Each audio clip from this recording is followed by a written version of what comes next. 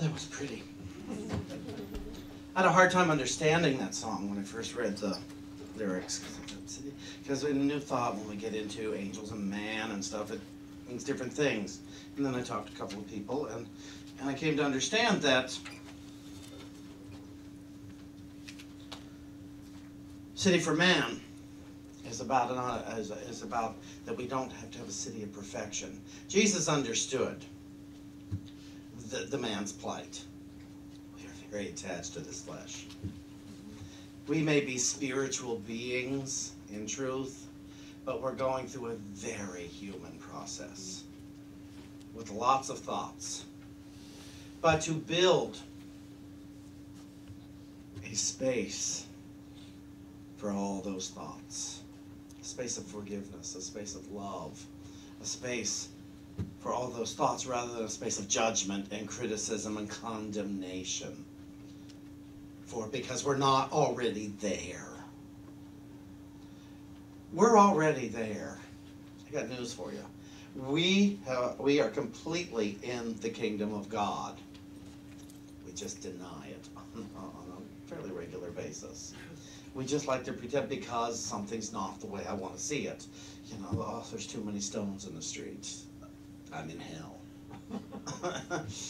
You know, somebody looked at me wrong in the grocery store clerk. Look at me, everybody hates me. I trip over something, I spill a glass of water. Things. And those are the things that really put me into hell. More than the car accidents. More than that stuff we label as big. The bigger stuff, we really don't understand it. But when I trip over a piece of yarn, it's like, how did that happen?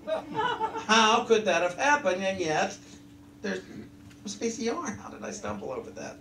The crack in the sidewalk, the blemish on a brand new wall, you know, the first scratch on your new car. Oh, somebody went, oh no. And it's, you know, those things that put us into hell. I know one guy in Florida, he always parked at the furthest end of the parking lot where he didn't think any other cars would be, because he couldn't bear the thought of getting a scratch on his car. I mean, he got a lot of exercise because he had to walk so far to wherever he was going. He barely worth driving there. He might as well park the car at home and walk to the event. But to look at some of this stuff. Now, this is Palm Sunday, and in Unity, because here we don't do a Good Friday service, we don't do a Maundy Thursday service, we don't do all the... So I focus more on the Good Friday on Palm Sunday than I do on Palm Sunday. And I'm looking at the crucifixion. And Charles Fillmore, Unity's co-founder, he defined crucifixion as the crossing out in consciousness of errors that have become fixed states of mind. The surrender or death of the whole personality in order that the Christ mind may be expressed in all its fullness. And that's what it is. That's what the crucifixion is. It's the death of our personality.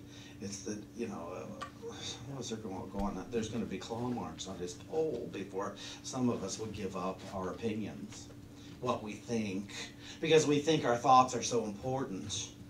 I think mine are important, don't you? Don't you think your thoughts are important? I assume you do, because I know a lot of you are proclaiming them all day long. Even if you're alone in the car, you think somebody cares. You're alone watching TV, and you think somebody in that box there thinks that what you think about what's going on is important. And then it's so embarrassing when we find out it's not. It's not important. And it's like, oh, nobody really cared about that. I was at a dinner party in Kansas City a couple of weeks ago, and every single time I went to tell a story, the host turned away and went back to doing something else. And I thought, oh my goodness, I'm not interesting to this person. A couple of years ago, David and I were out in Palm Springs with Lucy, and she took us to a party. And we're sitting in the living room. David and I are in two little ottomans here, and Lucy's sitting on the couch there. We're having a nice chat. And a woman from society comes up and says, Lucy, you're all by yourself.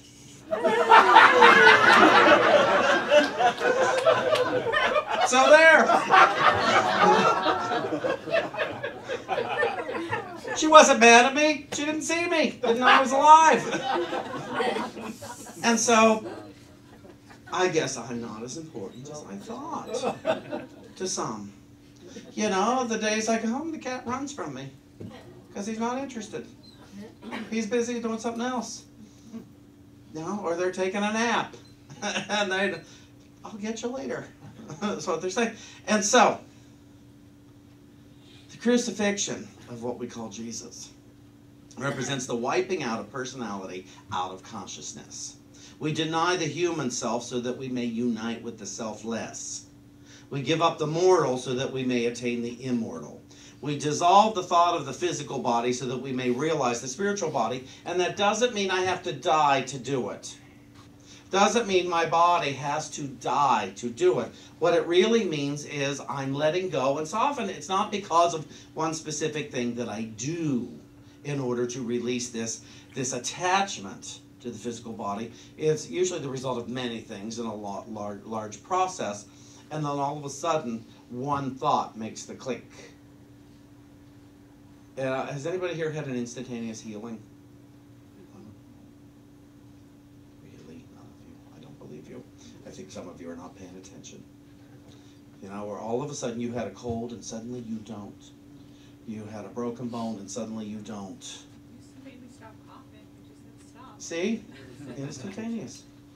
No, I've had a couple of them. And that to me is the letting go of the human and embracing the invisible presence of love, of spirit of truth, of health, of wisdom. Now it's funny, there are 7 statements that Jesus is said to have said on the cross. And it's a funny thing, now they come out over 4 books in the Bible. And they're all written by people who were not alive at the time when it happened. Now, did they actually get said? I don't know. But we're going to use them today because they're still wise statements. I'll get my mic stand out here because I'm going to read a little bit whilst I just said them. Whilst. Fancy. So the first statement that is known to have been said by Jesus, and probably the most vital that all of us could practice on a very regular basis is, Father, forgive them, for they know not what they do. Oh, is that hard? And let me tell you, every time somebody hurts another person, it's because they don't know what they're doing. Nobody ever understandingly hurts another being. You can't, with understanding, hurt another. Because anyone who had understanding knows we're one. And if I know you and I are the same, to hurt you would be to hurt me. And so, I would not do that. See, what the crucifixion represents from the other side, the people who were inflicting it, they were trying to wipe out the truth. His man choked. They were trying to wipe out the truth. They didn't want to hear this message anymore because this message is too much of a sacrifice. The Christ message is way too much of a sacrifice because, again, it asks us to give up our opinions. It asks us to give up our fears. It asks us to give up our imaginings that something is vitally wrong. It asks us to give up Facebook. It asks at least our opinions on Facebook.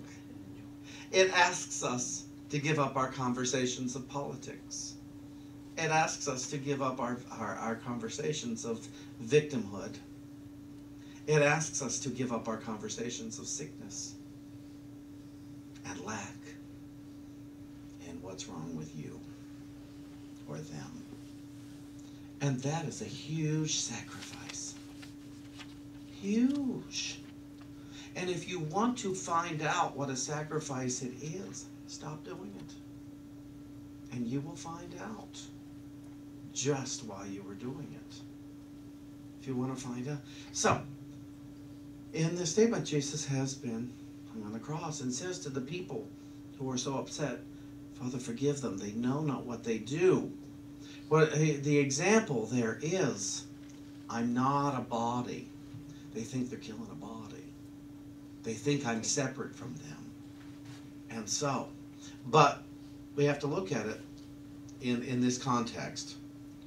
Jesus had a very personal relationship with what he called God, or what he called Abba. He created a very personal relationship, which is great, but Jesus also knew his insides. So he's not necessarily talking to somebody up there. Forgive them, they don't know what they do.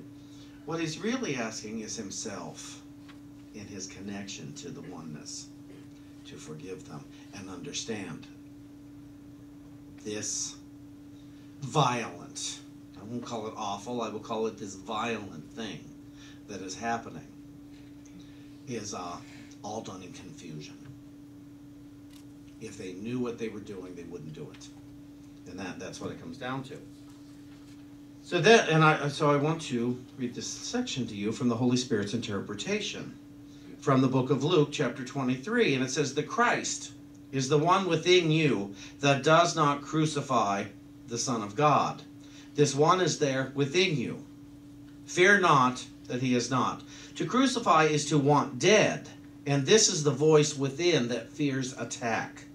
And so it seeks salvation by attacking first. And so you see, when we try to crucify the good voice, the highest mind, it's because the thought of the sacrifice that I would lose my opinions feels like I am being attacked.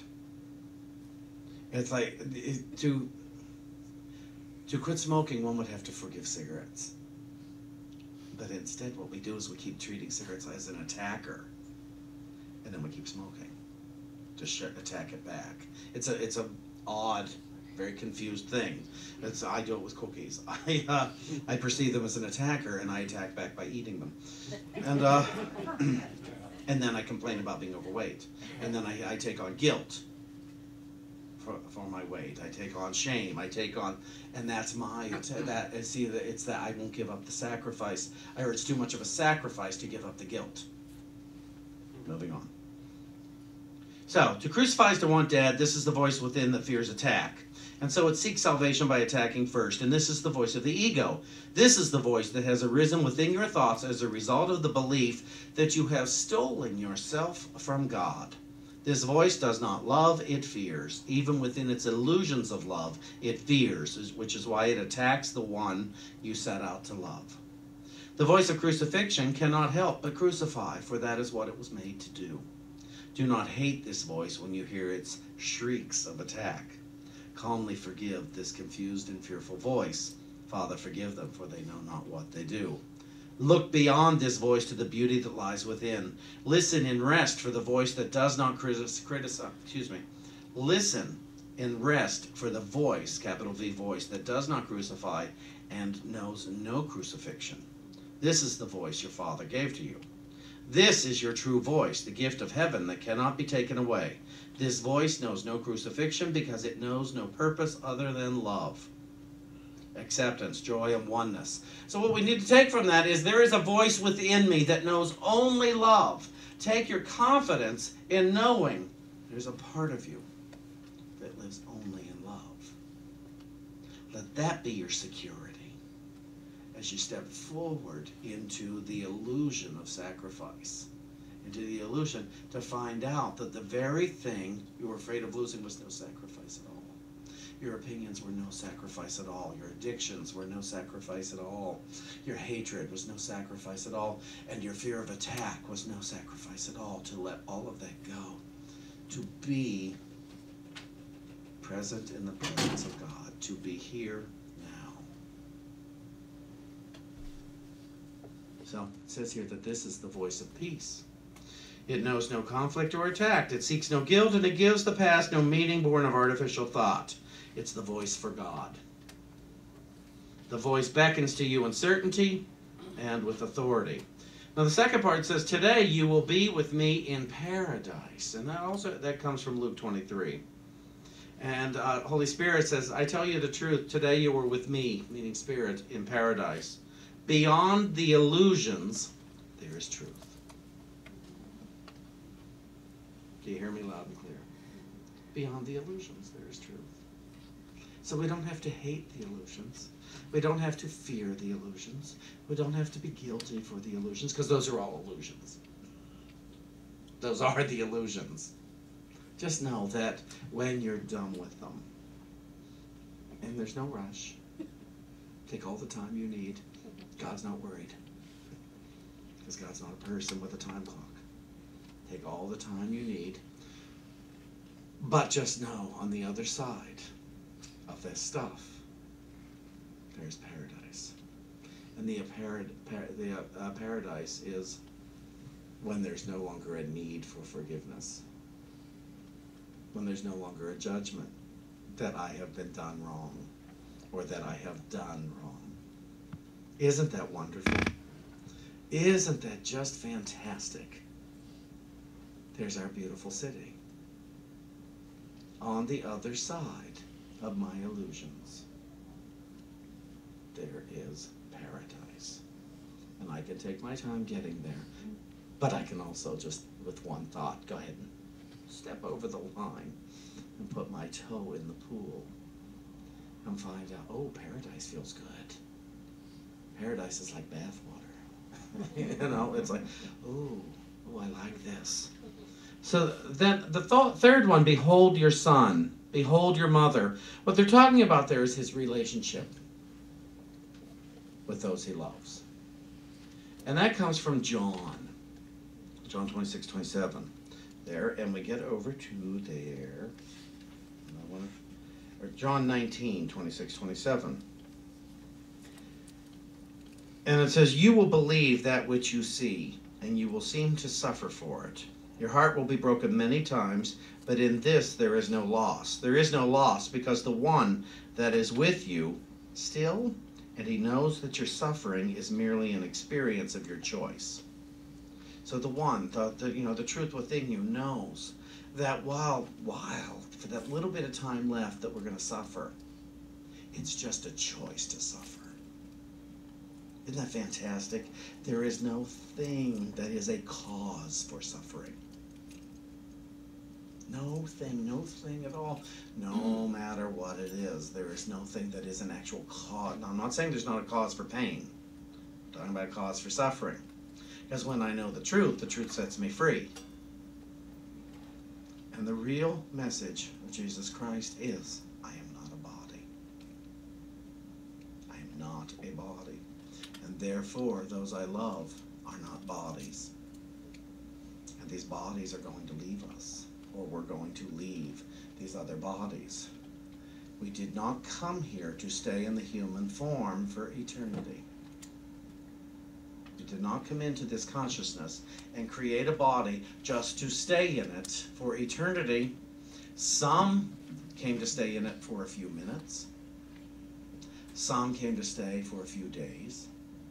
Some came to stay for a few years. And others, perhaps eternity.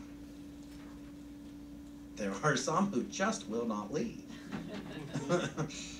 And I don't understand any of it. But still, they're not a body. And they're not their thoughts. And so, we let the crucifixion process wipe out our limited beliefs in the body and what's supposed to be. And we begin to take on a consciousness of what could be if I raise my vibration. You know, I wouldn't care about the office so much. Doesn't mean that. And when I care less about the office, I'm more present for the office. I'm more available to be a loving presence in my home, in my office, in my car, on the highway, in my body, in my relationships. When I care less about the outcome, I'm so available to be love in the situation, whatever the situation will be. So we're almost finished here. And it says, my God, why hast thou forsaken me? And that goes back to Mark, our friend Mark. And in Mark chapter 15, it says, the perspective of the crucifixion through the lens of the unhealed mind is a perspective of pain and suffering. I grew up thinking that the crucifixion was awful. It's a bizarre thing. I grew up here and he did this for me, and I'm bad. That's really what it came down to. I'm a sinner. But if sin is merely missing the mark in thought, and then they go forth and miss the mark in judgment, and then in action, and in my word. But if I look at it differently, and so, imagine whatever crucifixion you're going through in life, and many of us go through them frequently in relationship, go through them in our work, our money, the world we see. And so we look at that, and the unhealed Son of God cannot imagine the blessings that are upon him.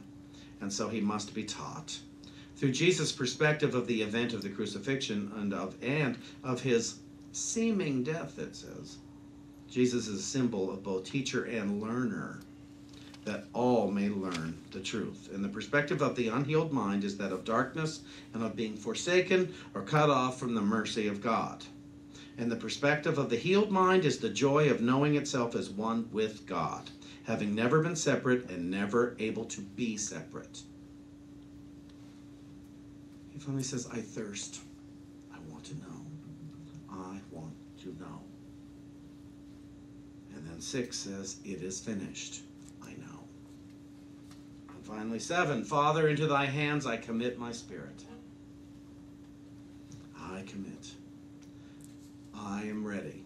I am ready to move forward without knowing what is going to happen. But I'm going to move forward in truth, knowing I'm not a body. I'm not an opinion.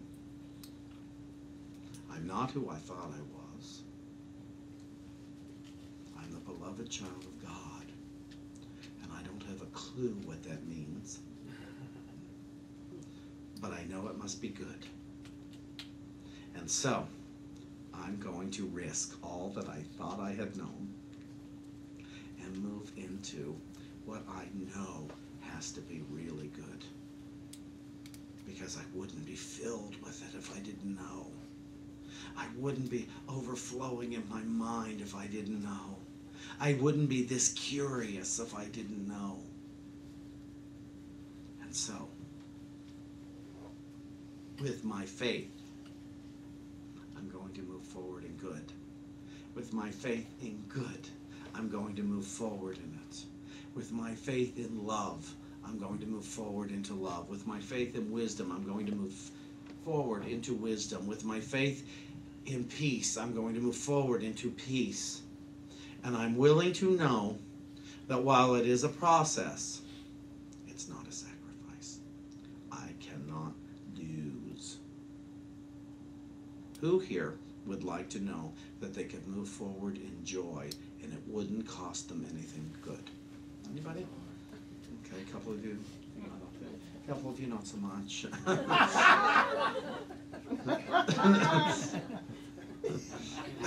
Might cost me too much.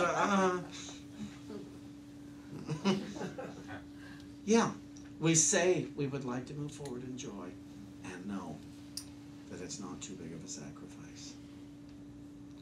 What if you were promised joy and you have no idea what it will cost you? Would you still do it? What if you were promised peace and love? Would you do it no matter what? What is that thing you gave me a couple of weeks ago about nothing is worth my serenity? I will go to any lengths to preserve my serenity. Yeah, I will go to any lengths to preserve my serenity. And what that means when he says that is Shawn could be over here throwing a big honking temper tantrum and he will not interrupt his serenity to placate me. And so I heard that the first time he said it. I was not throwing a temper tantrum at the time. And I thought, oh, now I've got to step up my program. Because there's no one to pick me up if I'm throwing a temper tantrum. If I'm basing my day in illusions, he's not going to be over there placating me, pretending that the illusion is real. It's a great gift he gave me.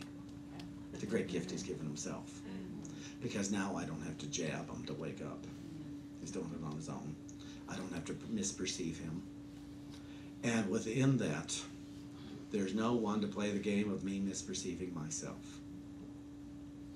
And so I ask all of you today, here, now, to please consider over and over and over again, with the denial, there is no sacrifice of my good, and the affirmation, I am willing to see my good now.